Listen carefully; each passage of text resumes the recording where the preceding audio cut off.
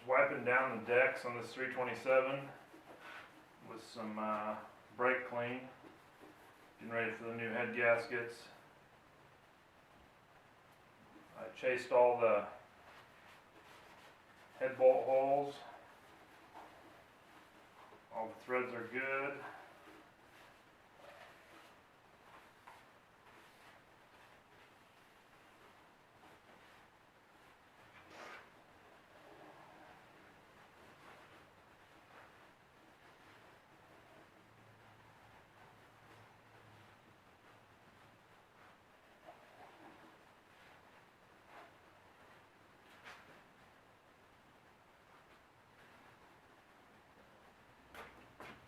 Slapping the head gaskets down here.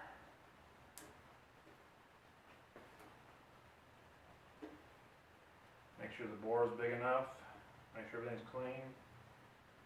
And good to go. These are GM head gaskets. They're a 28,000 compressed thickness. If this thing had been decked and was freshly machined, I would have went with a steel shim, but just to be cautious, we use a thin composite gasket instead of like a 39 thousandths or 43 thousandths. That's why I bought these GM ones. They're available in 28. So a little more compression and a little more peace of mind.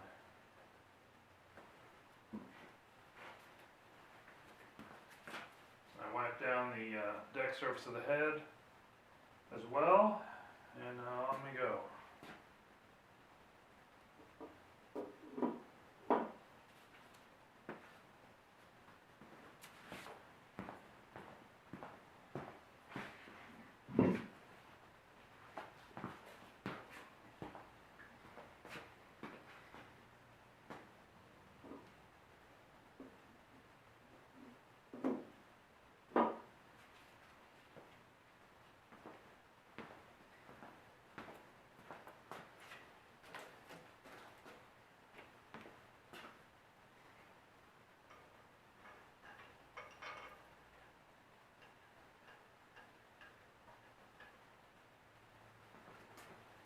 I'm using Velcro head bolts.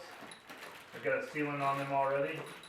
Part number ES72856.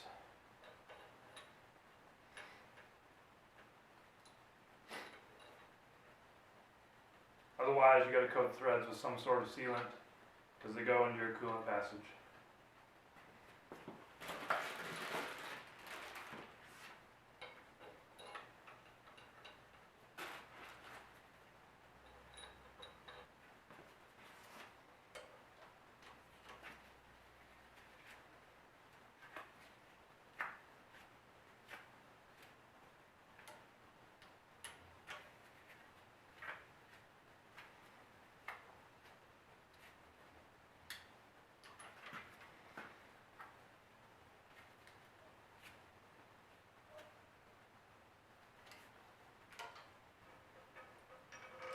One thing I like about these Velcro head bolts is they have a smaller head than the factory head bolts. The factory ones use a 5/8 socket.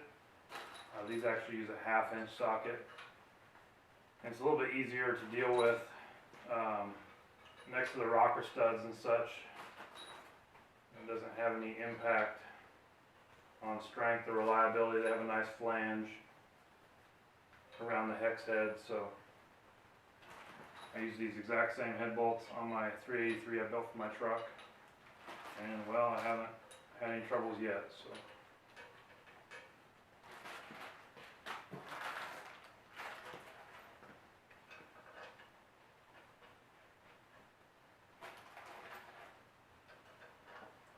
I generally try to use GM products or Velcro products when it comes to gaskets and fasteners if I can. So, or obviously ARP is great too. If you have some money, or if you have a critical location that you feel needs the extra strength.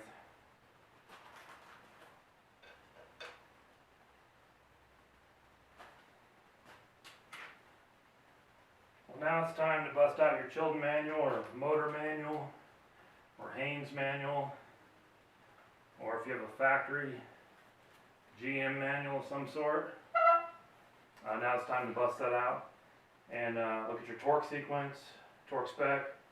We're going to torque these to 65 foot-pounds. So there's my old motor auto repair manual. This one's from the early 60s. And it's showing 283s in here, but it's the same for 327. I've got a bunch of these. It's just the first one I found. I bought it at a garage sale for 25 cents. So if you're just getting started, go to garage sales.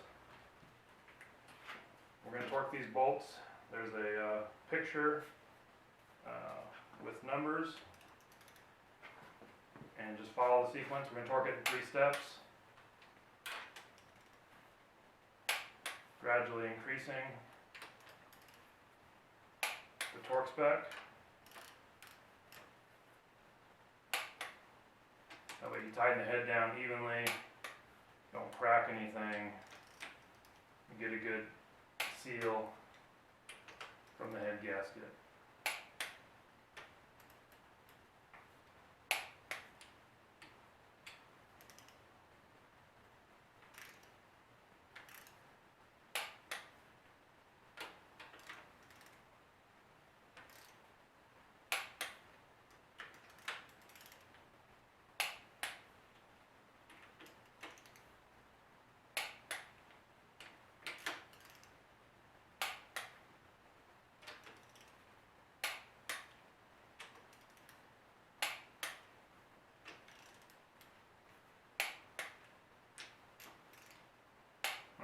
Round 1 is complete, all 17 bolts. I'll move to the other side while my torque wrench is set. And do the exact same thing.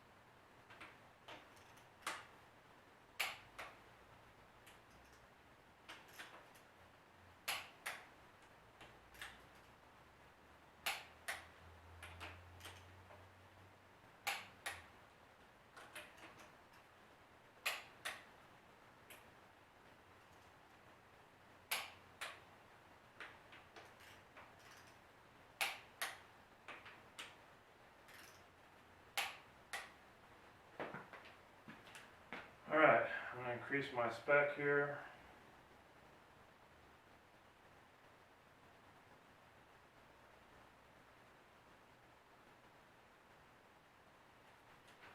And do the exact same sequence.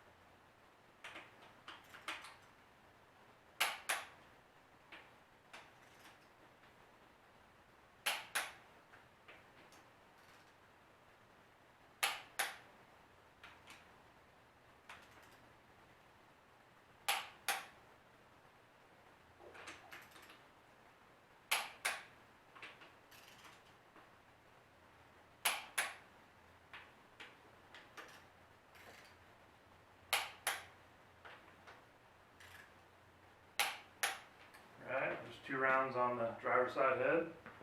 Do our second round on the passenger side head.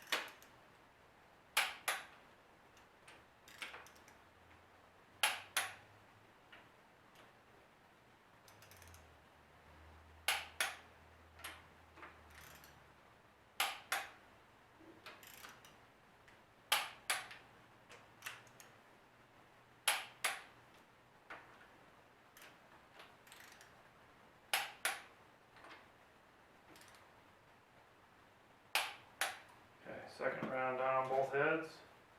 Time for the final round. 65 foot-pounds.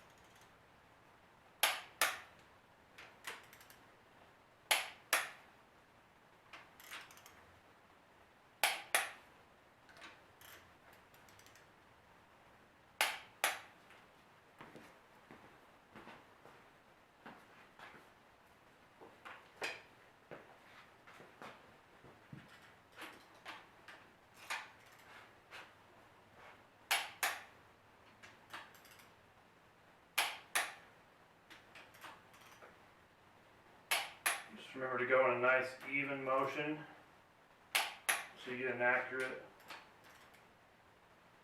torque specification.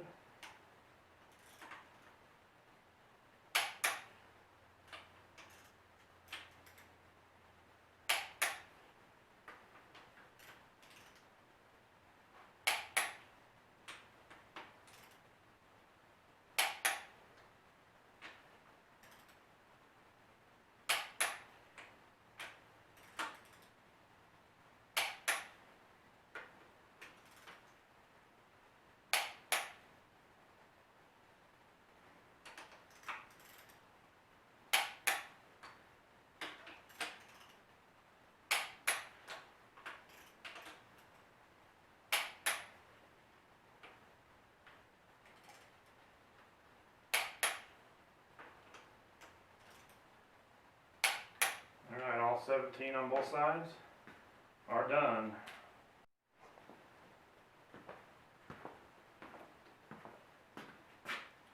The heads are all torqued down, and I'm going to go ahead and install the intake manifold. I'm just going to use stock Velcro gaskets. The ports match up nearly perfectly because I did not enlarge the intake ports on these heads. So, well, I just put the RTV along the front wall of the block here. Now I'm doing the rear.